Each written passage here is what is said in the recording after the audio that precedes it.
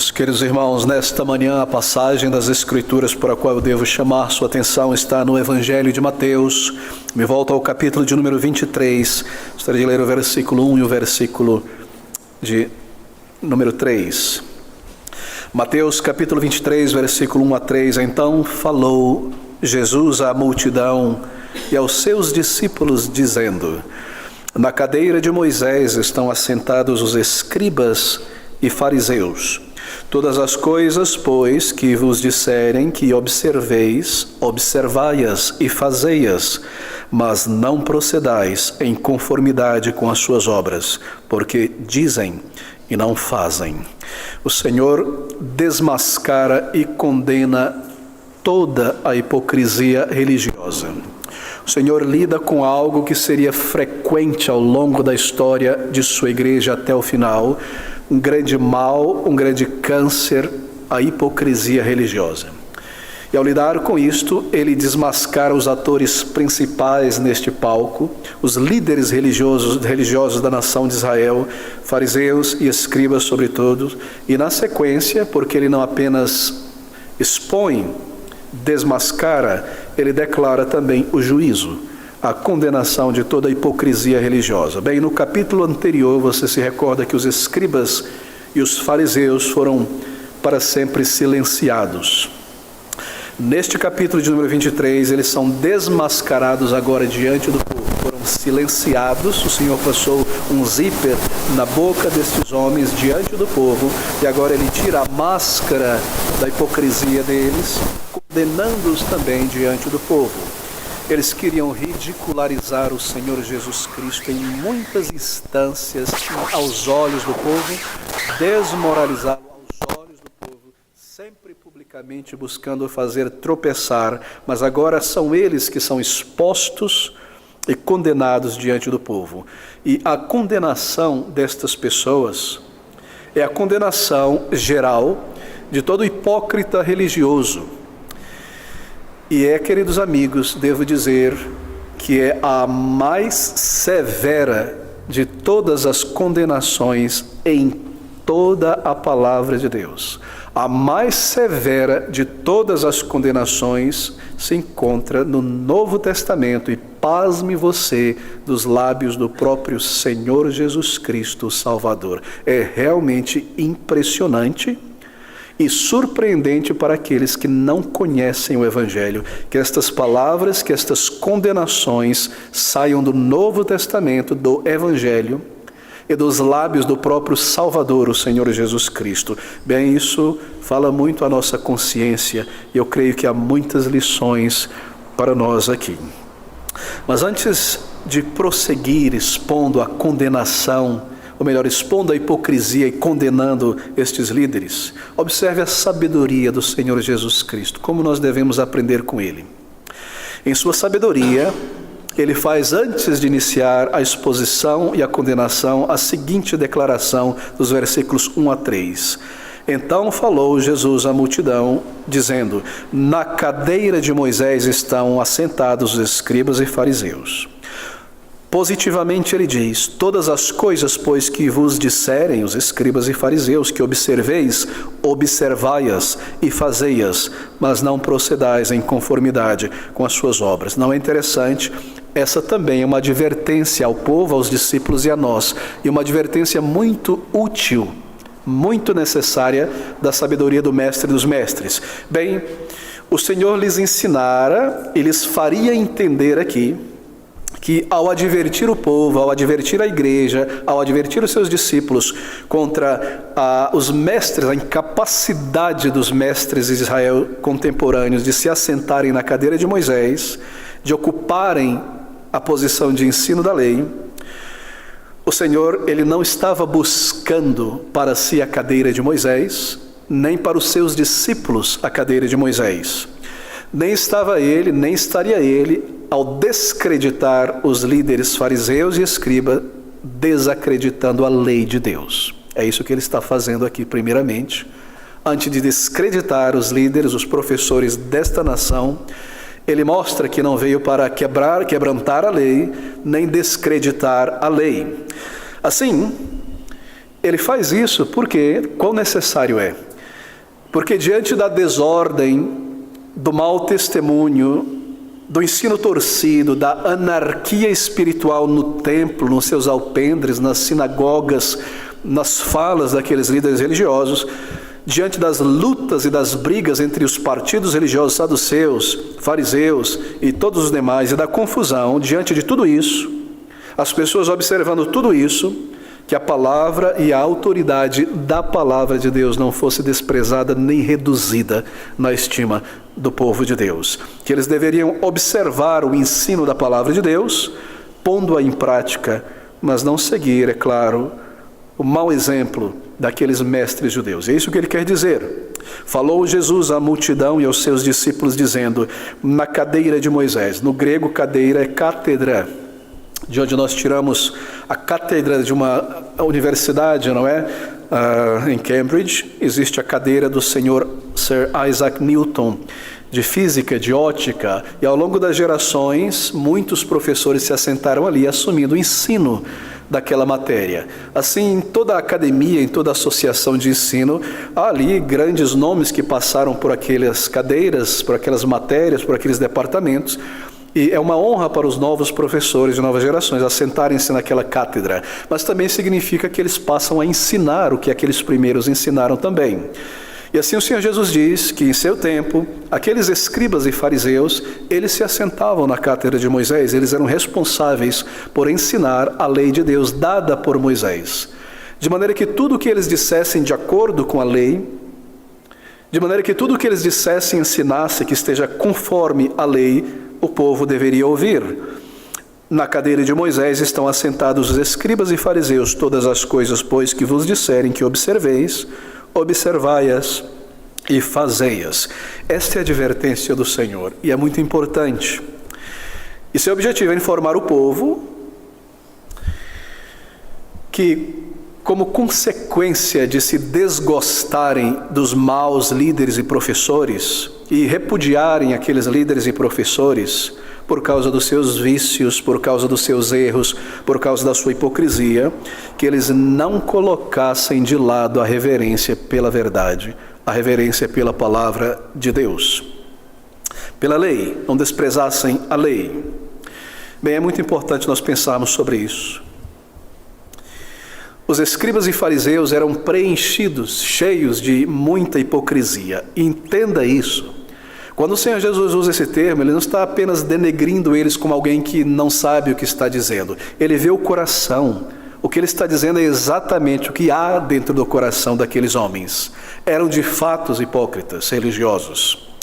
Eles eram também cheios de cobiça por ganho, cheios de ganância, cheios de um desejo humano vaidoso por projeção pessoal diante do povo, e eles assim usavam a posição que tinham, posição legítima por se assentarem na cátedra de Moisés, de ensinar a lei, de ter influência sobre o povo, de dizer o que a lei quis dizer, e usavam disso aí para ganho próprio, para projeção pessoal. E assim, havia também o perigo, é claro, o perigo sempre iminente, dos seguidores, dos discípulos, imitarem seus líderes, o que é muito comum acontecer, de maneira que o Senhor logo intervém. E ele começa com essas palavras. Ele passa a expor e a condenar os fariseus diante da nação. Mas primeiro, repetindo, ele vindica a lei de Deus, a verdade de Deus, e ele separa a verdade do mau comportamento dos mestres ao expô-los. Bem, nós temos uma lição profunda aqui, é claro, ao ver o Senhor Jesus Cristo agindo dessa maneira. E a primeira delas é essa, que não é desculpa para uma pessoa rejeitar a Deus, a palavra de Deus, o Senhor Jesus Cristo, por causa dos excessos, do pecado dos que se dizem cristãos, líderes, pastores, professores, padres, o que quer que seja. Ninguém é justificado diante de Deus ao colocar de lado a sua palavra, seus mandamentos, por causa do excesso de outras pessoas. Não é desculpa para alguém rejeitar o Senhor, rejeitar a verdade de Deus, por conta dos erros e pecados de seus mestres. Assim, meus queridos amigos, quantas vezes tenho ouvido, e talvez você tenha ouvido também, Me decepcionei muito com a igreja, por isso me juntei ao movimento LGBT. Me decepcionei muito com os pastores, por isso me tornei desigrejado. Me decepcionei muito com o cristianismo moderno, por isso abracei o budismo. Me decepcionei muito com isso, com aquilo mais. Essa é uma das mais vergonhosas desculpas para o pecado. E quantas vezes você lê isso na internet, ouve isso dos lábios de pessoas, ao encontrar pessoas na porta dos metrôs, que pessoas têm abandonado os padrões de Deus de santidade por conta do erro de outros. Queridos amigos, isso se torna tão comum. Quantas pessoas tenho encontrado que abandonaram uma vida agradável ao Senhor, e agora eu me refiro a crentes, uma vida de submissão, de zelo, de serviço a Cristo, porque saíram de uma igreja, passaram por uma igreja em que havia muita desordem, mau testemunho e hipocrisia, mas essa é uma falsa justificativa que agrada somente a carne. O Senhor intervém aqui para que isso nunca aconteça e ninguém jamais tenha tal desculpa. Por quê? Porque nós nos submetemos à palavra do Senhor. A palavra do Senhor, ela é viva, ela é eficaz, ela não tem data de validade, por isso ela é viva. O Senhor Jesus Cristo é o cristianismo singular, Ele é o cristão singular. E ser um cristão é ser como Ele, olhar para Ele. Ele nunca falha, Ele nunca decepciona. E assim, se seus servos, ou ditos líderes e mestres e professores, falham, torcem as palavras do Senhor, a sua palavra permanece para sempre. E é por este livro, por estas palavras, que nós seremos julgados diante de Deus. A nossa resposta, o nosso conformar e submeter à lei de Deus, e não ao mau exemplos dos homens. Assim, lembre-se sempre disso. Nós devemos guardar isso em nosso coração, que em qualquer geração em que há mau testemunho, hipocrisia, a palavra do Senhor permanece de pé. Nós devemos separar estas coisas e tomar grande cuidado. A segunda advertência para nós aqui nestas palavras do Senhor Jesus Cristo é essa: que não se deve, por parte de nenhum crente, sobretudo professores, líderes, não se deve pisar sobre a santificação quando alguém combate heresia nas igrejas, legalismo morto, ortodoxia morta. Não se deve ao mesmo tempo pisar sobre a santificação. Em outras palavras, como diz um ditado em uma outra língua, você não joga fora o beber junto com a água suja da bacia. E é o que nós vemos em nossos meios, sobretudo no movimento reformado. Quantos líderes se levantam contra uma ortodoxia morta e atacam outros crentes como legalistas e julgam, a partir de suas declarações, qualquer esforço para santificação, para separação do mundo, como um ato de inteiro legalismo, de maneira que, se você se posicionar para separar-se do mundo, você já é apontado como um fariseu, como um legalista. Eu não sei se o eco está bom, e todos podem me ouvir bem. Muito bom. Nós observamos isso todos os dias. Como nós temos observado isso no meio reformado? Ao condenarmos o legalismo, nós não podemos nos tornar anti-lei, antinominianos. Há alguns líderes em nosso país e em todo o mundo que parecem se entregar a isso. E aqueles, sobretudo, que querem misturar o mundanismo com a palavra de Deus. Há entre os neocalvinistas, há entre os calvinistas, há entre todos os grupos um número de pessoas assim. E é realmente impressionante como a doutrina, ou melhor, a santificação é sacrificada à doutrina. Mas lembre-se, doutrina é santificação. Não é um conhecimento teológico morto, frio e vazio. A doutrina é para a santificação, assim como nós somos salvos para a santificação. E santificação é primeiramente dar-se a Deus e separar-se do mundanismo. Assim nós vemos homens falarem, ensinarem em congressos sobre santificação e irem à Itália, verem estátuas gregas nuas, pinturas nuas de grandes pintores renascentistas e coisas dessa natureza. Assim nós vemos homens falarem sobre o espírito de santidade em conferências e beberem da cultura mundana, do rock and roll deste mundo e das coisas da vaidade, da carnalidade. Nós vemos homens pregarem sobre a necessidade de uma vida simples e amarem grandes carros, grandes motos, grandes estilos de vida opulento. E a palavra de Deus, o Senhor intervém e chama isso de hipocrisia. Assim, este é o segundo perigo diante de nós. Não devemos pisar na santificação enquanto nós combatemos a heresia. Quantos exemplos nós temos de pessoas que, sendo salvas, abandonaram tudo aquilo que é mundano para trás, no palavreado, no vestimento, nos negócios, nas músicas, na cultura, colocaram de lado. Eles entenderam pelo Espírito Santo o que é mundano, o que é santo, separando o profano do santo, e ao entrar em contato com um número de autodeclarados professores, na internet sobretudo, retornaram e se tornaram piores do que eram antes, porque se antes não pareciam tanto mundanos, mas viviam o mundanismo antes da conversão, agora não somente vivem o mundanismo, mas se parecem mais mundano e se enchem de marcas deste mundo, de características da sensualidade, da cobiça, etc, etc, etc. Assim, queridos amigos, o Senhor está falando com mestres e crentes atuais de nossos dias.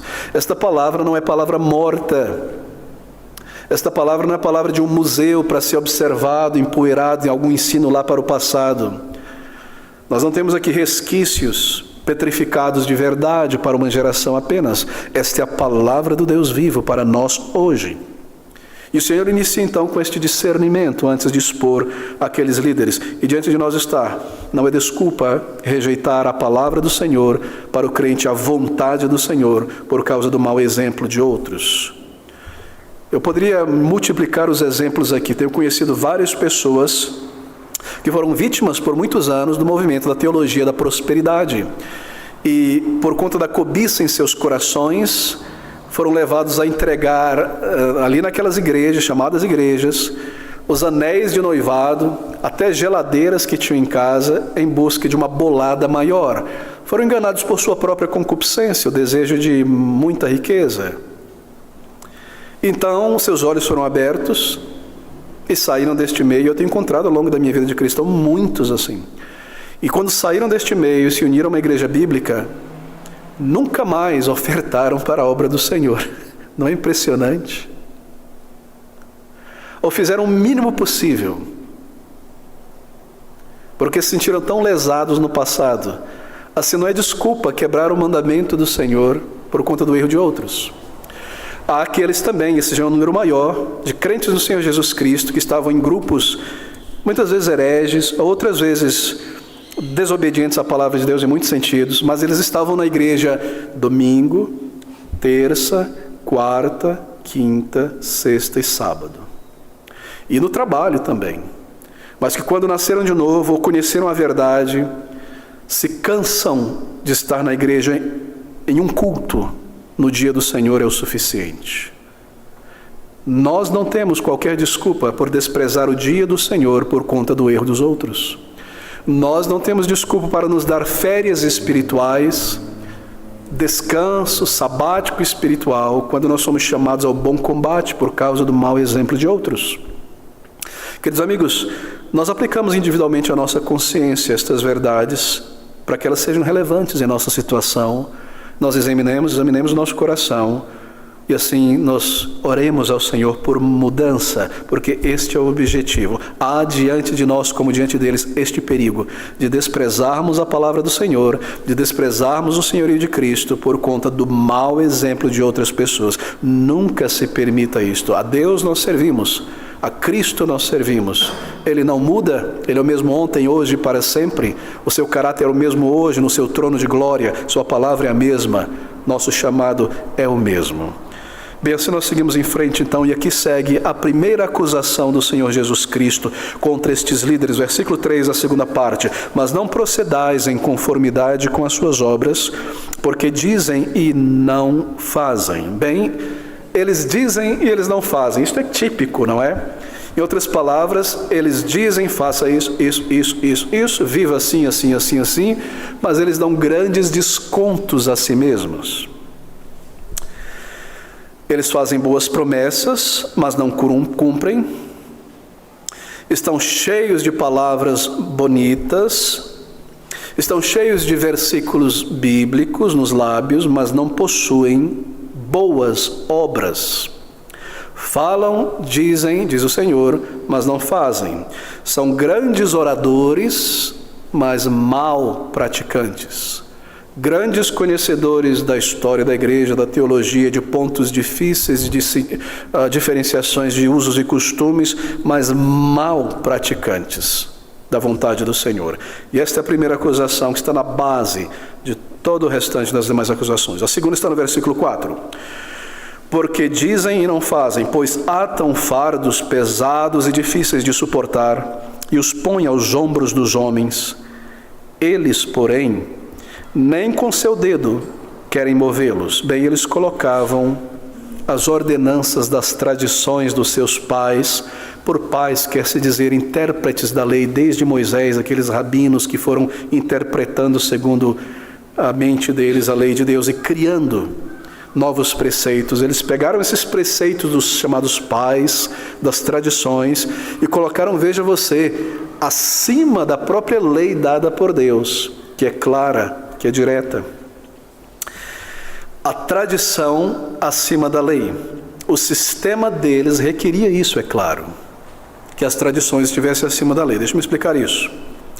Aquelas ordenâncias, estatutos que eles próprios desenvolveram, como subartigos e parágrafos de cada lei, era necessário, pela lógica do sistema deles, que eles impusessem isso, porque estas ordenanças era a interpretação deles sobre a lei, era a interpretação deles sobre a maneira de viver a lei, certo?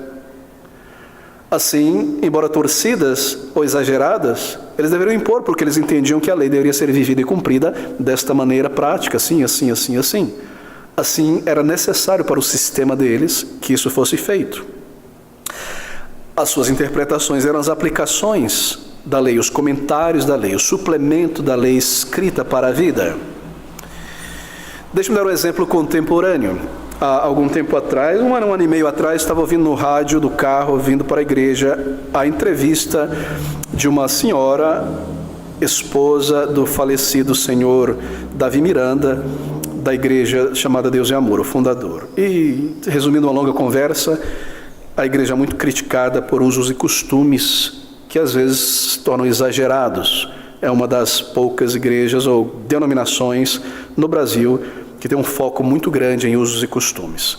E ao ser criticada por isso, ela respondeu da seguinte maneira: saiba disso, que elas diziam, essa é a crítica, perdão, mas isso não são doutrinas, isso são usos e costumes. Por que os usos e costumes tornam-se no mesmo patamar que doutrina? A resposta dela foi exatamente essa. Ora, usos e costumes ao longo do tempo se tornam doutrinas. Você percebeu a mente farisaica que segue pelos séculos? As tradições dos homens são transformadas em verdades inspiradas pelo Espírito, doutrinas, colunas da verdade. Usos e costumes estabelecidos pelos líderes de uma igreja ou um grupo de pessoas são cristalizados em verdades como se estivessem na própria palavra de Deus. Esta é a mentalidade destes líderes. Eles tomaram suas interpretações minuciosas da maneira de cumprir a lei e transformaram essas interpretações pessoais, estes rabinos, na própria lei. E o descumprimento dessas prescrições minuciosas era o descumprimento da própria lei que trazia julgamento sobre eles. É realmente impressionante. E logo você percebe o que o Senhor Jesus Cristo dirá sobre o peso, a trouxa pesada que eles vão construindo e amarrando para colocar sobre os ombros das pessoas. São este número incrível de prescrições para viver e cumprir essas leis. Usos e costumes, muitas vezes.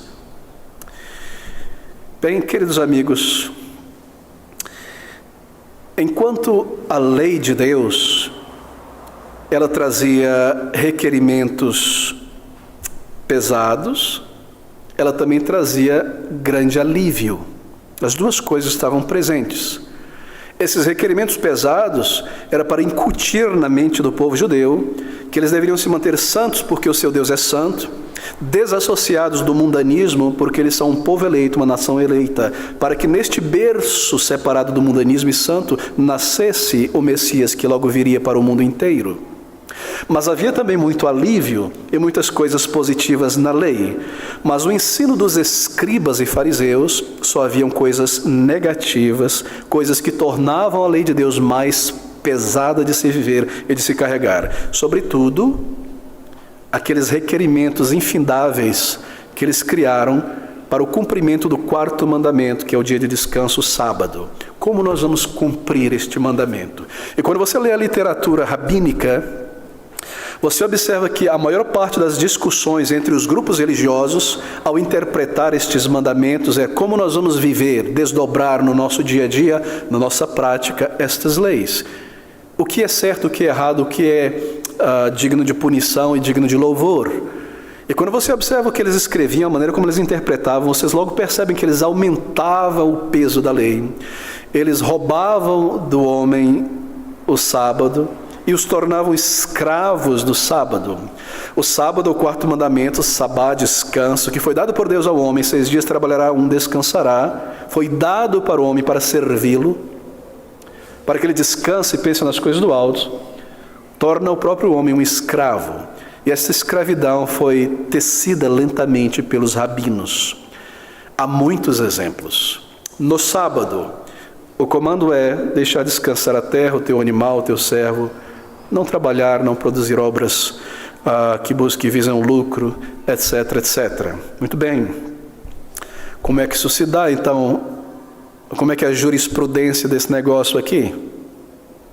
Como é que isso acontece? E lá vem os rabinos, então, ao longo das décadas e séculos, respondendo, criando perguntas e respondendo. Por exemplo, bem, a lei diz que você não deve andar muitos quilômetros no sábado. Perfeito, senão você está fazendo viagem, trabalhando. Para que andar? No máximo aí 2, 3 quilômetros. Ótimo. Você pode visitar alguém, ajudar uma pessoa que está doente, buscar teu alimento ali, ou se preparar de antemão. Isso não é trabalho. Ok. Certo, eu estou em casa e a galinha fez cocoricó. Ela botou um ovo. Ah, isso é trabalho. Não pegue o ovo. Começou a perceber?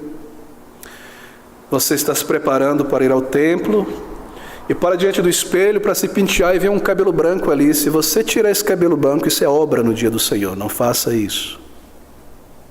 2. Há uma discussão entre as duas escolas rabínicas mais fortes no dia do Senhor Jesus Cristo. Embora eram rivais essas duas escolas, a escola do Rabino Hillel e a escola do Rabino Shammai. E está escrito, está narrado isso. Eles estavam discutindo se era lícito, se era legal ou não matar um piolho na cabeça no sábado.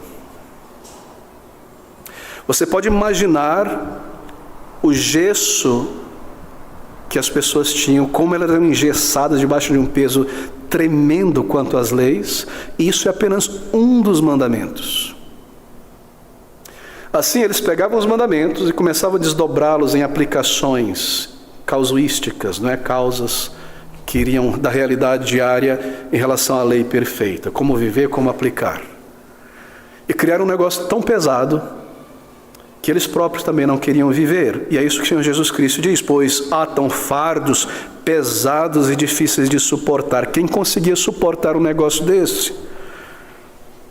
E os põe aos ombros dos homens, e diz: faça assim no sábado, isso aqui, todos os demais mandamentos. Agora deixa eu me dizer uma coisa.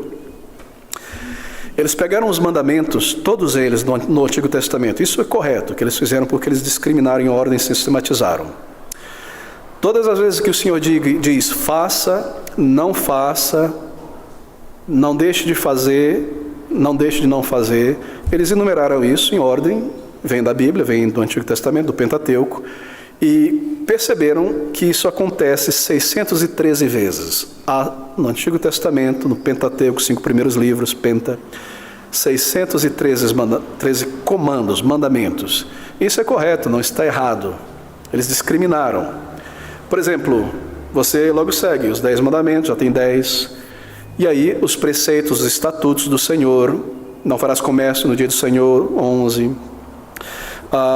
Julgará a lei do Nazirato segundo a lei do Nazirato correto. A purificação do homem será de acordo com a lei da purificação do homem, 12. A purificação da mulher será assim. O homem que se poluir a si mesmo à noite será assim. Está lá. Eles apenas discriminaram, colocaram em ordem. Eles pegaram o que Deus declara, Moisés declara, e organizaram sistematicamente. Esse é o trabalho de um escriba, não é? Só que veja o que eles fizeram. Eles pegaram os 613 comandos e desdobraram cada um em dezenas e dezenas e dezenas e dezenas e dezenas de comandos. Eles ataram um fardo, não é? Já viu a mulher no passado, quando pegava a roupa, ia para a fonte, fazia o fardo de roupa, põe na cabeça, pesado de carregar. Eles faziam isso. Era difícil viver essa lei. Era difícil agradar a Deus. Era algo pesado, era algo impossível, porque atam fardos pesados e difíceis de suportar e os põem aos ombros dos homens, porque dizem não fazem. Eles, porém, nem com seu dedo querem removê-los, nem com seu dedo querem removê-los. Havia duas escolas rabínicas no período do Senhor Jesus Cristo, mais fortes. Digamos, dois principais partidos, não é? Esquerda e direita, não era exatamente isso, mas dois intérpretes, duas abordagens principais da lei de Deus. Uma recebeu o nome do principal rabino, Hillel, e outra do outro principal rabino daquela escola, Shammai. Hillel e os seus seguidores escribas eram acusados de serem liberais, mais leves no cumprimento da lei. Por exemplo, aqueles que foram ao Senhor Jesus Cristo com a seguinte pergunta: Senhor, Moisés nos diz na lei que se um homem se cansar de uma mulher, dê ela carta de divórcio. Está certo ou está errado? Em outras palavras, essa escola de pensamento cria que um homem poderia se divorciar de sua esposa por qualquer motivo. Cansei da comida, o tempero está ruim, benção e tchau. Mas outros diziam, não. Essa era a escola de Shammai. Somente no caso de fornicação. Você percebe? Havia uns mais liberais e outros mais. Mas não se engane, ambos eram escolas muito restritas e pesadas. E eles tinham essa distinção um dos outros por conta da rivalidade. Mas já mencionei o debate entre eles. Se sentavam para conversar sobre a lei, em pontos novos, debatendo se deveria espremer um piolho da cabeça ou não no dia do Senhor. Você percebe o grau, o nível? Ora, nós podemos aplicar isso aos nossos dias, fardos pesados. Recentemente estava lendo o testemunho de conversão de uma ex-freira. Ela nos diz que na congregação a qual ela pertencia, e é claro, freiras e frades são congregações de religiosos, não são ordens católicas como os padres, são pessoas leigas que se dedicam à religião e entram nessas congregações.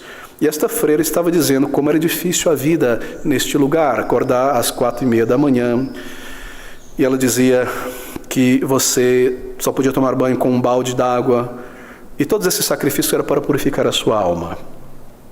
E todas as despesas da congregação deveriam ser supridas pelo trabalho das freiras, de alguma maneira, buscando recursos das suas próprias famílias ou vendendo certos produtos, enquanto a madre superior vivia tranquila, não acordava às 5:30. Você não podia andar sozinho ali na congregação, era você e uma freira, sempre o tempo todo vigiado. Você deveria acusar uns aos outros em certas reuniões para a purificação dos seus pecados. Você deveria ajoelhar e diante da imagem e orar por tantas horas ajoelhado, comer pouco, tomar banho pouco. O papel higiênico ficava com uma determinada freira e era dada a quantidade certinha para cada um. E tudo isso é para a purificação da alma. Você deve negar toda alegria, todo prazer. Você não deve sorrir nem se regozijar. Por quê? Porque você está buscando a santificação e a mortificação desta velha natureza. Oh, queridos amigos, que prisão horrível! Enquanto os líderes, a madre superior, viajando para todo lado, usando dos ganhos da confraria para comprar grandes casas. A mesma coisa entre os padres. Estava lendo sobre o testemunho do ex-padre Aníbal Pereira dos Reis, no livreto que ele escreveu sobre a verdadeira aparição de Maria, como os bispos vivem em palácios. E os padres também ganhando a parte das ofertas trazidas pelo povo. Assim, meus queridos, não há nada novo. Fardos pesadíssimos para o fiel, mas eles próprios não querem mover um dedo. Você pensa também sobre o escrúpulo de cristãos em sua santificação. A propósito, deixe-me dizer algo muito importante. Nunca invente um meio de santificação que não foi prescrito pela palavra de Deus. Essa é a raiz de todo monasticismo, de toda seita, de todo ascetismo. Inventar meios de santificação que não são prescritos pela palavra de Deus. Assim, muitos cristãos ao longo dos séculos se tornaram ascéticos, mais do que crentes santificados. Ascetismo é prática do hinduísmo, do budismo. Não vou comer, não vou tomar banho, deixar o cabelo crescer, não vou fazer nada, volta de pobreza, isso, aquilo mais. Conheci um jovem há muito tempo, ele frequentou brevemente a nossa igreja, e ele inventou seus meios de santificação. Sim, nós devemos cuidar de nossa saúde. É muito bom o fitoterápico, é muito bom a dieta, as sementes, excelente. Estude isso. Mas esse jovem levou ao extremo. Ele começou a inventar certas dietas para cuidar da santificação do corpo também, que é o templo do Espírito Santo, que não são prescritas na palavra de Deus, a tal ponto de negar a si mesmo certos nutrientes, comendo só comida de passarinho, quer dizer, sementes, essas coisas e verduras, que só afetou o seu cérebro. E ele se tornou uma pessoa meio estranha depois disso. E a consequência foi triste, prendia a mulher dentro de casa, a esposa, que não podia sair por conta de santificação. Mas ele mesmo ia à apresentação de danças do ventre, por causa da arte e da cultura. Não é um absurdo.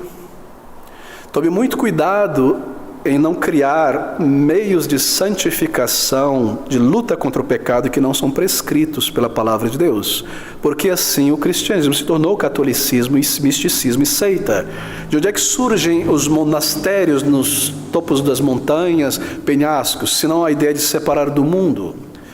Separar do mundo não é separar-se literalmente. Peço não que os tire do mundo, mas que os livre do mal. É a oração do Senhor Jesus Cristo em João 17. E qual é o resultado desse monasticismo? Só ali orar, canto gregoriano, comer maçã. O resultado é os piores pecados possíveis. Por quê? Porque você se isola do mundo por causa do pecado que está no mundo. Tudo que há no mundo, a concupiscência da carne, dos olhos e a soberba da vida. Vai para um lugar distante, no meio do mato, mas você leva o pecado consigo no teu coração. E aí você precisa criar todo tipo de artimanha da carne para supostamente mortificar o pecado. E esses lugares que deveriam ser lugares, entre aspas, de santificação e domínio do pecado e de pureza, se tornam os piores antros da pecaminosidade. Assim você é ensinado no monastério quando você está tentado carnalmente a sentar no gelo, ou a se beliscar, ou a se furar, ou a se chicotear até a carne não sentir nada. Você sabia que os melhores chocolates, bolos, pães são criados de monges, de caputinos, essas coisas? Vida ociosa.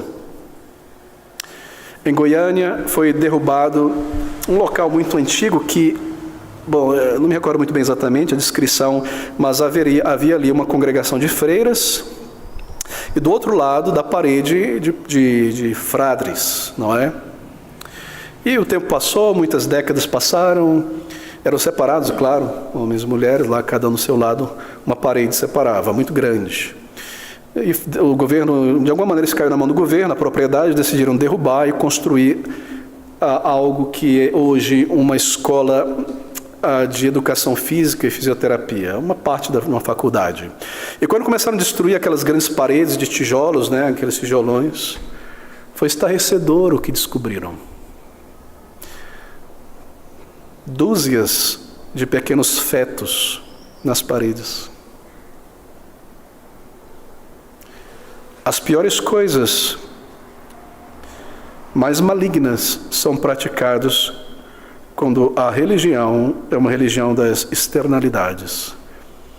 E a santificação é segundo a imaginação humana e não segundo o comando de Deus no coração, uma nova vida à luz da palavra de Deus.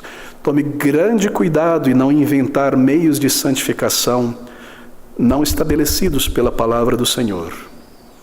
Assim está aqui a advertência, porque dizem não fazem, pois atam fardos pesados e difíceis de suportar, e os põem aos ombros dos homens, eles, porém, nem com seu dedo querem movê-los. Você sabe que um padre católico romano, ele deve fazer um voto de pobreza. Existe na face da terra uma instituição mais rica do que a Igreja Católica Romana. Você sabe que o Senhor Jesus Cristo andava a pé de propósito, quando ele poderia pedir uma carruagem, junto com seus discípulos. Que Paulo não exigiu nada dos coríntios no início daquela igreja, como um bebê que era a igreja, para que não lhes fosse pesado, embora tivesse direito. Você observa o luxo, o ouro dessa instituição secular. Você percebe alguma coisa parecida com a igreja de Cristo, com o Senhor Jesus e seus apóstolos, ou com os hipócritas dos fariseus gananciosos. Você sabia que há alguns líderes religiosos da teologia da prosperidade que um tem 3,5 bilhões de reais em seu bolso pessoal, um outro tem 1,5 bilhões, um outro possui 300 milhões pessoais no seu CPF? De onde eles tiraram isso? Se não das doações, das ofertas, dos dízimos. Eles não possuem empresa, eles não vendem produtos, computador, não criaram nada que trazem isso aí. O Senhor irá condená-los aqui. Ele está condenando isso ao longo de todos os séculos. Assim, ouça essas palavras: tradições religiosas dos judeus, peso, fardo. As seitas são máximas nessas cargas e seitas. Há uma dos sabatistas, que tomam este mandamento em particular do dia de descanso. Eles são muito parecidos com esses fariseus da antiguidade. Você tem que ficar deitado quase o dia inteiro. Esses são os extremos, é claro. Não coma isso, não coma camarão, não coma fruto do mal, não coma carne de porco. E é claro, você tem que ter alguma justificativa médica de saúde para convencer os outros. Sim, muito bom, evite carne de porco às vezes, porque pode ser pesada, não é? Cozinhe bem, porque pode ter aquele ovinho lá da larva. Claro, não é? Mas você justifica isso pela ciência com um objetivo espiritual. Não esconda de ninguém. Uma falsa santificação. Se você recorda de Pedro no terraço, lá em Jope, próximo de Tel Aviv, um lençol, uma trouxa de um lençol vem. O lençol se abre. O que tinha em cima daquele lençol? Tinha cobra, tinha besouro, tinha cutia, tinha jabuti, tinha todo tipo de coisa que um judeu nunca comeria. E o Senhor diz: Pedro, mata e come. Senhor, nunca entrou na minha boca essas coisas. Eu sou um judeu de nata.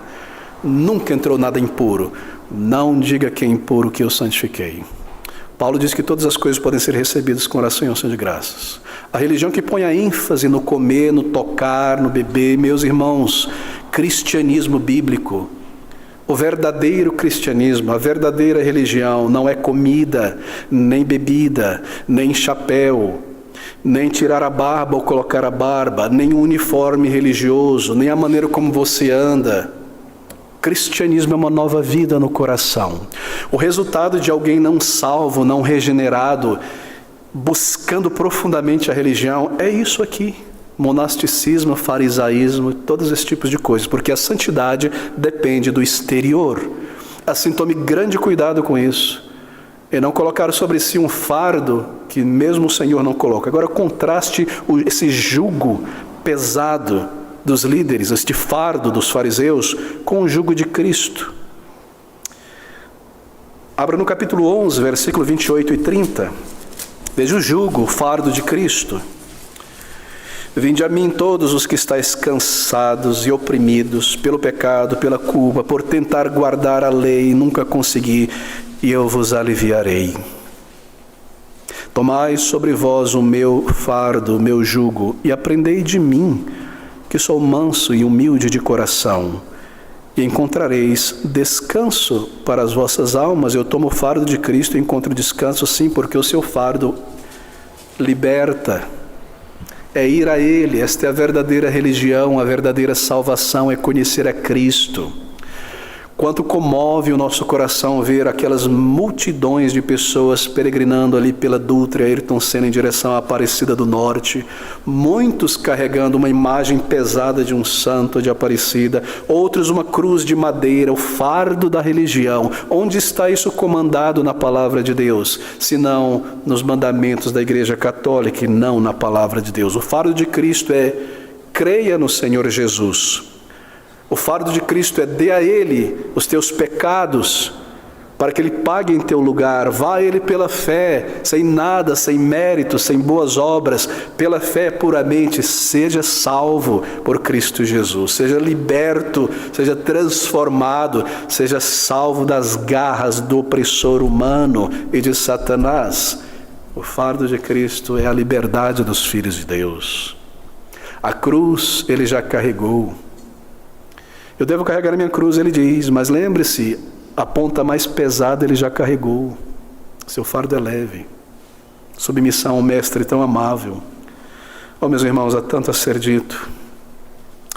No versículo de número 5, o Senhor então segue, e ele diz, expondo a hipocrisia daqueles homens: e fazem todas as obras a fim de serem vistos pelos homens, pois trazem largos filactérios e alargam as franjas das suas vestes. A condenação aqui agora é da projeção vaidosa, a vaidade da religião ser visto pelos homens. Filactérios, tefilins, eles pegavam certas porções do Antigo Testamento, colocavam dentro de uma caixinha, cada porção separada, 4 a 5. Envolviam com couro bem polido, muito bonito, e desse couro vinham as tiras. Colocavam isso na cabeça e amarravam em couro. Colocavam na mão esquerda, e dali vinham 7 voltas em direção ao braço até chegar ao coração. Outras vezes amarravam aqui e vinham. O que é isso? Isso soa como religião viva? Bem, é claro, eles tiraram isso de uma interpretação literalista de um comando do Senhor. Abra comigo em Êxodo, capítulo 13, versículo 9. O Senhor diz assim, Êxodo 13, 9. Observe o princípio, o espírito da lei. É claro, qualquer criança salva compreendia. Êxodo, capítulo 13, versículo 9, aplicação espiritual. E será por sinal... Bem, versículo 8, e naquele mesmo dia farás saber a teu filho, dizendo, isto é pelo que o Senhor me tem feito quando eu saí do Egito. Que é isso? Os sacrifícios, os pães ázimos. As crianças vão perguntar, pai, por que nós comemos esses pães ázimos? Por que desse sacrifício do cordeiro? E naquele mesmo dia farás saber a teu filho, dizendo, isto é pelo que o Senhor me tem feito quando eu saí do Egito. E te será por sinal sobre a tua mão, e por lembrança sobre os teus olhos, para que a lei do Senhor esteja em tua boca, porquanto com mão forte o Senhor te tirou do Egito. Lá em Deuteronômio, no capítulo 6, no versículo 8, ele repete, um pouco para frente, Deuteronômio 6, depois de Levítico, versículo 8, ele diz assim, 6, 8, todos os dias do seu nazireado, santo será o Senhor. Perdão, queridos. Me fugiu aqui o texto, mas é apenas uma repetição do que é dito lá em Êxodo. Em outras palavras, eles estão entrando em Canaã. O Senhor os tirou do Egito com braço forte. Eles morreriam, as gerações seguintes viriam que não viram aquelas coisas. A palavra do Senhor deve estar na tua mente, diante dos teus olhos. Pense sobre ela, ensine os teus filhos no caminho. A palavra do Senhor deve ser o teu exercício diário. Põe a tua mão direita, põe na tua mão esquerda, próximo do teu coração. O que eles fizeram? Eles fizeram o seguinte, essa é a religião externa. A palavra do Senhor tem que estar na minha cabeça e na minha mão. Então eu vou pegar um texto aqui, esses textos, eram esses textos que eles pegavam. Coloca numa caixinha, qual é a melhor maneira da gente ter isso? Pô, uma caixinha, amarra aqui, está na minha cabeça, entre os meus olhos, bem aqui, e está na minha mão direita, ou que está perto do meu coração, no meu braço. Daí veio essas caixinhas, esses tefilins, esses filactérios, que você vê hoje em fotos belíssimas dos judeus na frente do muro das lamentações. Oh, como são maravilhosos eles. Sabe quem são eles? Os fariseus de hoje. Tempo todo. Mas observe o que eles faziam. Essa tradição foi criada muito tempo antes do Senhor Jesus Cristo. O Senhor nos diz no versículo 4, versículo 5, e fazem todas as obras a fim de serem vistos pelos homens, pois trazem largos filactérios e alargam as franjas das suas vestes. Bem, o texto é tão pouco, caberia numa caixinha assim, do tamanho de um dado, não é? E deveria ser amarrado com fio do rabo de um cavalo, que é resistente, né? Usado na corda do violino lá. Não, vamos pôr de couro e vamos aumentar essa caixa. Para que quando eu estiver andando, e põe aqui, ó. E se não dá para ver de longe o couro enrolado, usa um manto que tem essas listas de preto que parece couro, para que todo mundo me veja.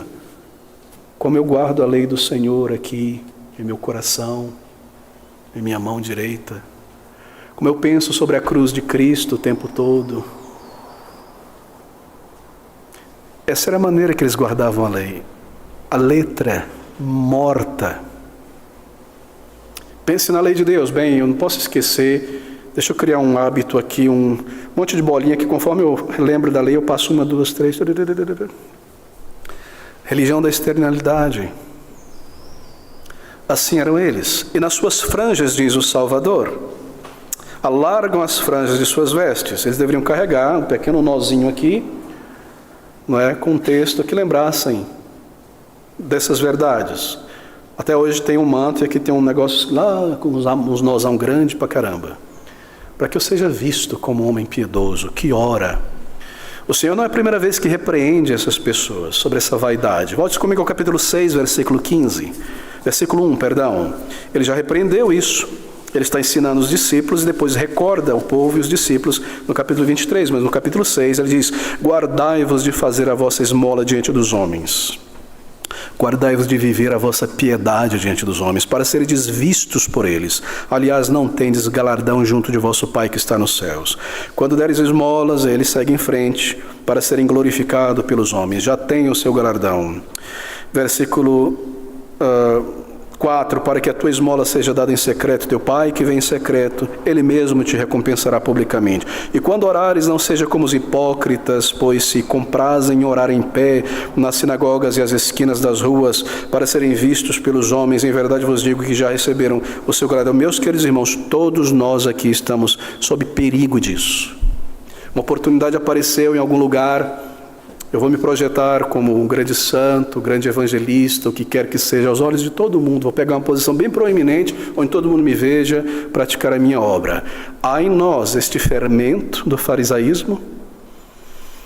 Há em nós uma gotinha desse negócio, ele irá nos corromper. Lance fora este fermento. Buscar fazer as obras para ser visto. Buscar fazer qualquer bem para ser visto, comentado, aplaudido. Esse é o fermento do farisaísmo. O Senhor está repreendendo aqui os seus discípulos. E ele fala sobre muitas coisas. Preeminência, projeção, espiritualidade superior. Tantas e tantas coisas. No versículo 8 ao versículo de número 12, o Senhor faz uma repreensão séria aos fariseus. Ele adverte os seus discípulos. Volte ao nosso texto. Preciso correr, há tanta coisa aqui. E ele diz, no versículo 6 em diante, na verdade, e amam os primeiros lugares nas ceias, as primeiras cadeiras nas sinagogas, e as saudações nas praças, e os serem chamados pelos homens rabi. E aqui ele segue. Basicamente o objetivo é esse. Deixa eu me colocar no centro dos olhares, no centro dos pensamentos. Aqui está a regra para mim e a regra para você. Você vê o centro? De propósito, evite-o. Mas não evite-o de tal maneira que você seja percebido e louvado por evitar. Porque a coisa mais triste, absurda e chocante é ser orgulhoso da humildade. Não é realmente uma tristeza? Nós caímos em nossas próprias armadilhas, mas Deus não cai em nossas armadilhas. Assim, não busque preeminência, projeção, ser espiritualmente superior. Esse é um sinal do farisaísmo em nós. No versículo 8 ao 12, ele segue em frente. E ele diz, veja, ele está fazendo uma pausa aqui, entenda isso. Ele começa a exposição, a condenação do versículo 1 ao versículo de número 7. Ele faz uma pausa no versículo 8 ao versículo de número 12. E ele segue a condenação, o raciocínio do versículo 13 em diante. Aqui está a pausa.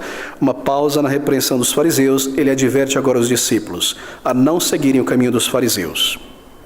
Mas vós, em contraste com eles, não sejais chamados rabi. Versículo 7. Eles amam as saudações nas praças e os serem chamados pelos homens de reverendo, de rabi. Vós, porém, não sejais chamados de rabi, porque um só é vosso mestre, a saber, o Cristo, e todos vós sois irmãos. E a ninguém na terra chameis de vosso Pai, porque um só é o vosso Pai, o que está nos céus. Nem vos chameis mestres, porque um só é o vosso mestre, que é Cristo. Será que o Senhor Jesus Cristo está me proibindo de chamar meu pai de pai, minha mãe de mãe?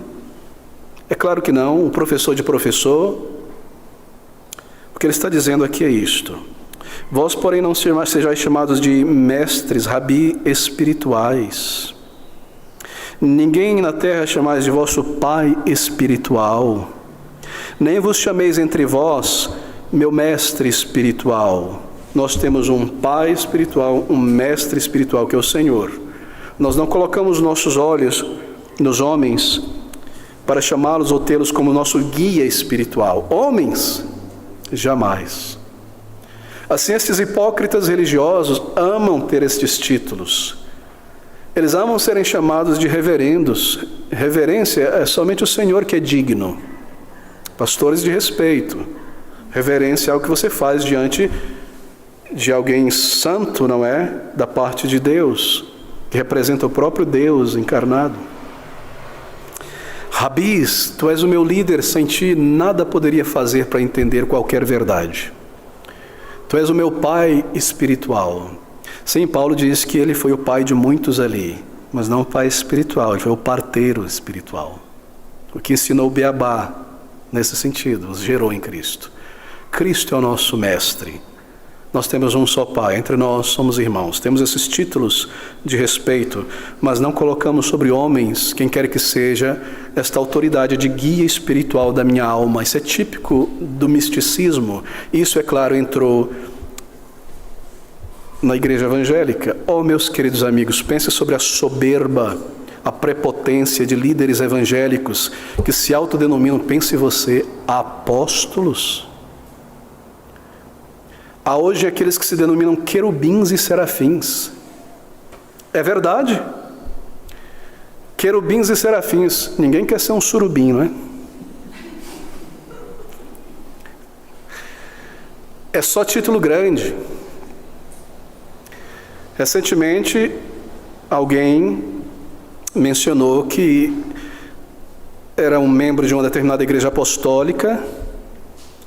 E hoje em dia o líder dos apóstolos aqui no Brasil é pai-póstolo, para não dizer papa, pequenos papas autoprojetados no meio evangélico. E essa pessoa saiu dali e foi falar lá com o apóstolo: eu estou indo embora.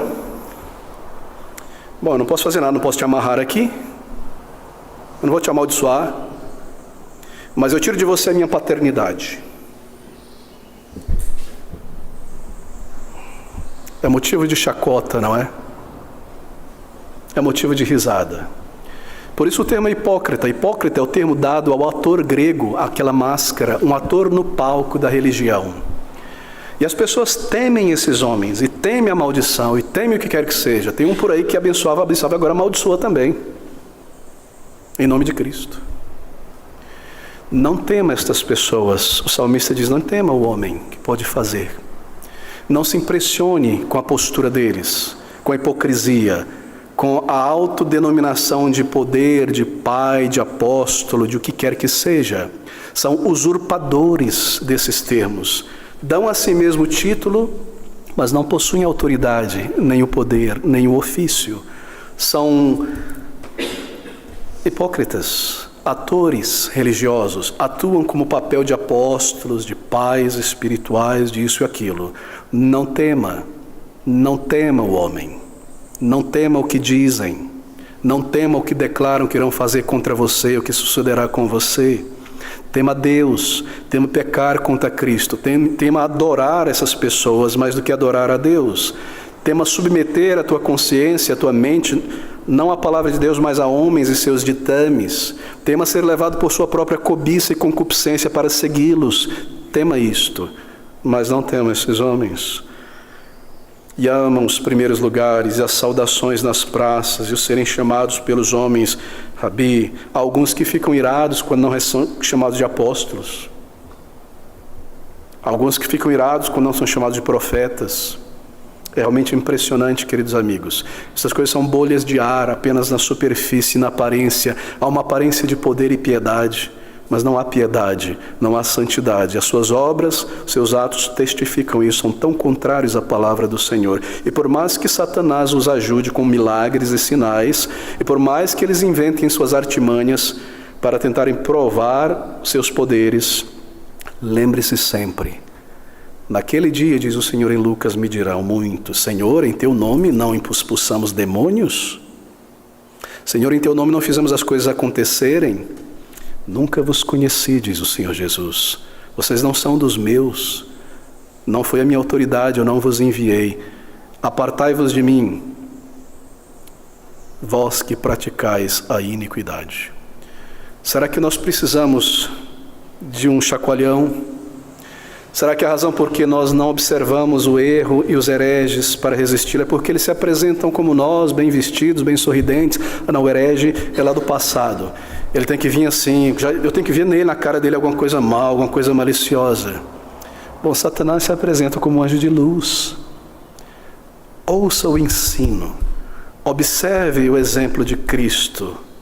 Essas coisas estão batendo, não se deixe levar. Não se deixe levar. Não copie este exemplo, é a palavra do Senhor.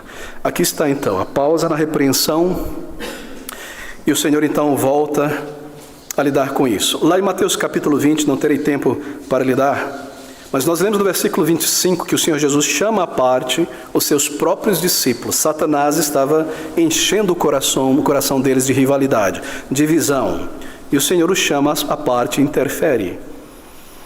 E veja, eles chegam e perguntam ao Senhor: Senhor, nos diz logo quem é o maioral, dá logo a faixa antes do Senhor partir, para que não tenha problema depois, e guerra e briga. E apesar de causar tristeza ao Senhor, ele responde muito gentilmente. Ele diz a ele: no mundo não será assim.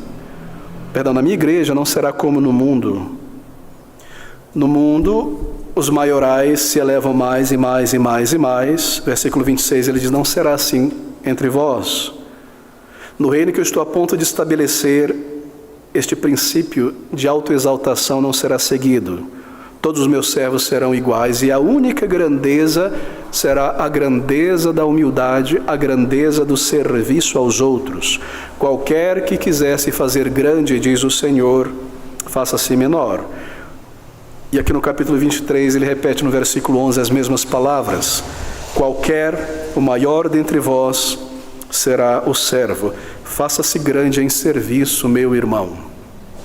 Faça-se grande em serviço, minha irmã.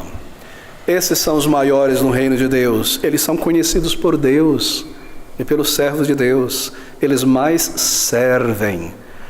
Inverta a ordem carnal na igreja. Não se impressione com palavras, frases de efeito, quem fala demais, mas com quem faz, quem serve, quem se humildece, quem busca não ser visto, servindo ao Senhor como para o Senhor.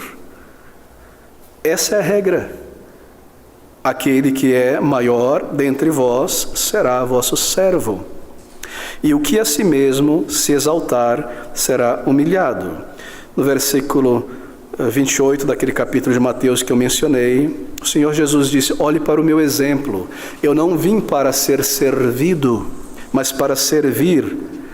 Pensem quando eu partir, olhem para trás o meu comportamento e olhem para frente, dar a minha vida em resgate de muitos. Pedro diz, ao pensar sobre estas palavras do Senhor Jesus, lá em 1 Pedro 1,5, revesti-vos de toda a humildade. Como Deus detesta o orgulho e toda manifestação do orgulho. O orgulho é pegajoso, o orgulho é insistente. Por mais que você lute contra ele, ele começa a voltar sem ser percebido. É como aquele móvel de madeira bonito que você limpou de toda a poeira, lustrou com cera. No final do dia você olha, está linda, você chega bem pertinho, você já vê uma pequena camada de poeira. Assim é o orgulho, você não pode parar de lidar com ele. Você tem um lote em algum lugar, foi lá e cortou toda a erva daninha, caiu uma chuva, você tem que voltar lá para cortar essa erva daninha. O orgulho é desta maneira, meus irmãos, odeie todo o orgulho. Lembre-se, o orgulho, ele nasceu no coração de Satanás, foi a razão da queda de Satanás, ele é malicioso. Lembre-se disso, lute a todo preço. Lembre-se do exemplo do Senhor. E no versículo 10 ele diz: Rabi, pai, mestre, contra toda a supremacia humana de títulos e distintivos, contra o Papa, o pai dos pais. Será que alguém tem dúvida que catolicismo romano não é cristianismo, que é uma outra coisa? Aqui está catolicismo romano, que é um paganismo invernizado de cristianismo, e aqui está o cristianismo bíblico, na Bíblia, fluindo da palavra de Deus. Quando você vê toda esta escala de liderança, este ouro, este brilho, esses títulos, a coroa do Papa, 3 coroas em um só, parece um ovo de Páscoa, rei dos céus, rei da terra, rei do inferno, ou melhor, das regiões baixas. tem o poder de perdoar, de sarar, de tirar do Hades, do purgatório. Um homem, ele rouba, ele usurpa o poder e a autoridade e o título de Cristo e engana milhões de pessoas. E aqui está a advertência contra todo líder evangélico ou o que quer que seja. E no versículo 11 e 12, está no versículo 12 em particular, a punição ao orgulho. E o que a si mesmo se exaltar será humilhado. Deus fará isso. E o que a si mesmo se humilhar será exaltado. O que a si mesmo se exaltar será humilhado. Lembre-se de Nabucodonosor.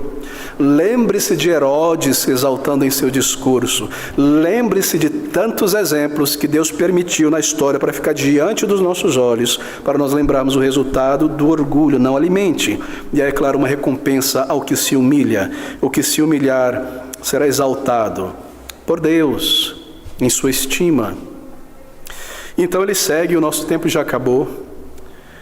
As advertências agora se tornam condenação. E quão graves, quão sérias são essas condenações, eu deixarei para o próximo domingo, o Senhor permitindo. Agora observe, é como um hino muito triste. Esses versículos 12 até o versículo de número 33. É como um hino solene. O refrão deste hino aparece o tempo todo. Ai de vós, escribas e fariseus hipócritas. É o refrão. O tempo todo este coro é repetido. O Senhor os condena e anexa a declaração de condenação, o crime que eles cometem em cada condenação. Este ai aqui é terrível. Ai das nações, esta ideia. Ai dos escribas e fariseus. É algo muito solene. Queridos amigos, só para você ter um aperitivo, assim por dizer, um gosto da amargura que há aqui, não da amargura do coração de Cristo, mas da tristeza e a condenação desses homens. Observe as palavras que saem dos lábios de Cristo, manso e suave, o Salvador. Um homem de dores e paciente, um homem que não quebrava a cana trilhada ou apagava a chama fumegante. Dos seus lábios saem estas condenações. Observe a lista na sequência. Hipócritas, versículo 13. Ai de vós, hipócritas, versículo 14. Ai de vós, escribas e fariseus hipócritas, versículo 15. Filho do inferno, 2 vezes mais do que vós. Ai de vós, condutores cegos, versículo 16. Ai de vós, insensatos e cegos, versículo 17. Versículo 19, insensatos e cegos. Versículo 23. Não exercem misericórdia, versículo 24, condutores cegos, hipócritas, versículo 25, 26, fariseus cegos, 27, hipócritas, sepulcros caiados, do cal, não é? Apenas aparência, pintado, por dentro o osso podre. Versículo 29, ai de vós, escribas hipócritas. 32, enchei vós, pois, a medida de vossos pais. 33, serpentes, raça de víboras. Você percebe, queridos amigos? O Senhor não está xingando eles, não. Ele está declarando a essência deles, o caráter, a natureza deles. Isso é terrível. Isso é horrível. Isso é uma desgraça espiritual absurda e completa para aqueles homens. Porque o Senhor não está apenas declarando o caráter, mas declarando a condenação deles. Como escapareis, é o versículo que é concluído essas declarações. Como escapareis, versículo 3, da condenação do inferno? Como é que vocês vão escapar, hipócritas religiosos, se sou eu que tenho a chave do céu e do inferno? Como vocês escaparão se sou eu que me assentarei no juízo para julgar? E vocês são contrários ao evangelho e fazem prosélitos, não entram no reino, mas não deixam ninguém entrar. São contra Cristo, são contra a mensagem do Salvador, que é o caminho para a vida eterna. Não creem, não entram, não permitem ninguém entrar. E aqui está uma condenação muito séria, muito séria. Você nunca ouvirá uma declaração tão forte, tão séria em toda a Bíblia sobre o caráter de pessoas como este. Olha só, o perigo de se envolver com questões religiosas sem ter nascido de novo, ou buscando ganhos e lucros. São muitos, os exemplos de pessoas ímpias que nós conhecemos, que são frutos de igrejas evangélicas. Uma das pessoas mais imorais que eu já conheci foi o filho de um pastor. 2 das pessoas mais violentas que eu conheci foram 2 jovens filhos de pastor. 2 crimes mais odientos que eu já ouvi nos Estados Unidos foram de duas moças de uma igreja que eram ativas no ministério de louvor.